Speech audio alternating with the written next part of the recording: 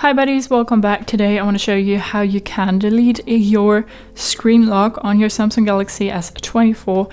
Maybe it annoys you that you have to put in your PIN all the time, or that you have to, unlock your phone in general. And to delete that, we will need to go to our settings and then scroll down to security and privacy, and then click on lock screen lock.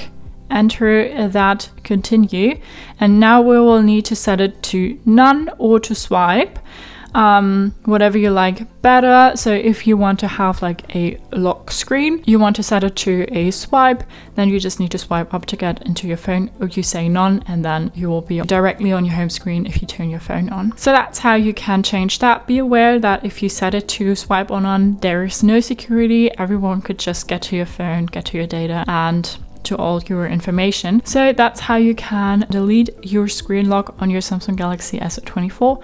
Hope you liked it, hope it helped. If so, thumbs up, share and subscribe, and I hope to see you next time. Bye.